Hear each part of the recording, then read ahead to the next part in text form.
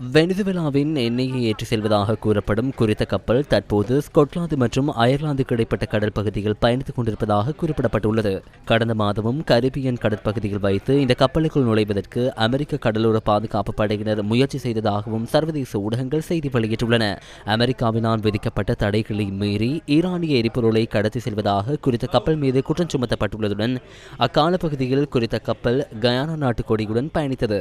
எவ்வாறாயினும் பெலாவன் கப்பல் குறித்த நேரத்தில் உடனடியாக தனது பயணப்பாதையை மாற்றியதுடன் அதன் பெயரை மெரினரா எனவும் மாற்றிக்கொண்டது.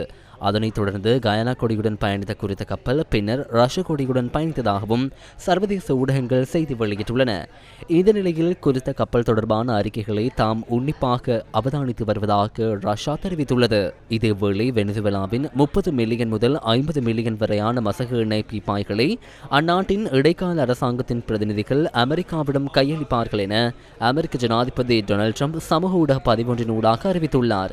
அந்த மசகு எண்ணெய் சந்தை விலைக்கு ஏற்ப விற்பனை செய்யப்படும் எனவும் அவர் குறிப்பிட்டார். இதன் நன்மைகள் வெனிசுவேலா மற்றும் அமெரிக்க மக்களுக்கு கிடைப்பதை உறுதி செய்வதற்காக சம்பந்தப்பட்ட பணத்தை கட்டுப்படுத்துவதில் தாம் நேரடியாக தலையிடப் போவதாகவும் டொனால்ட் ட்ரம்ப் தெரிவித்துள்ளார். அமெரிக்க ஜனாதிபதியின் இந்த அறிக்கைகள் தொடர்பாக வெனிசுவேலா அதிகாரிகள் இதுவரை எவ்விதமான கருத்துக்களையும் வெளியிடவில்லை என்பதும் குறிப்பிடத்தக்கது.